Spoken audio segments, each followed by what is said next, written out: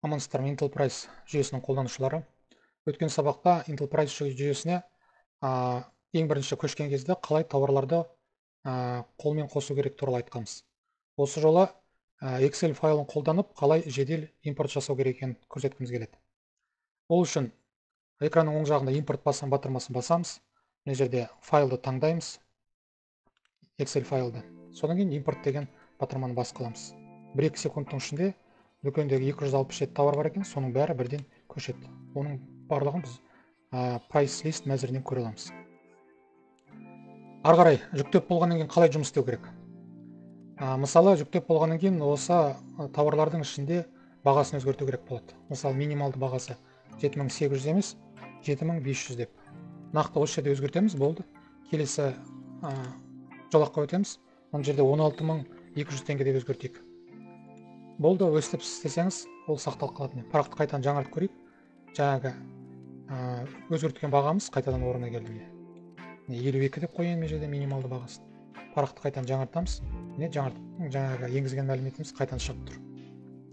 Мына жерде міне PP5 деген бар, яғни 5-ші пунктте мына товар бар ма? Егер товар жоқ болатын болса, мынаны no деп басамыз, no болады.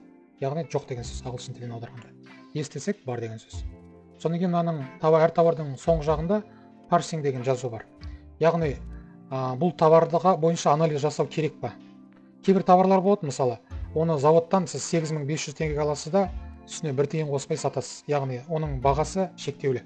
Ол көбеймейді, азаймайды, нарықтағы бағасы бірдей. Сондай товарларға парсинг дегенге no деп қоясыз.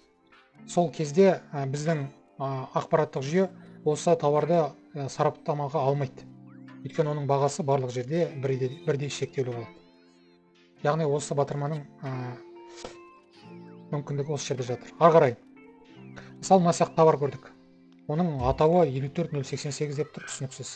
Бұның атына өзгерісті енгізу керек. Ол үшін не істейміз? Мына жерде Каспи деген батырма бар, басамыз. Ашылады. Мына жерден атауын көшіріп аламыз. Қайтадан бағанағы параққа барамыз.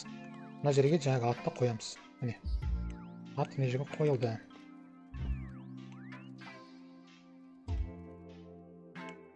Ат қойылды. Парақты қайтадан жаңартып көрейік. Міне, атау сақталды. Тура сол сияқты магазинде, мысалы, өзгертулер болады.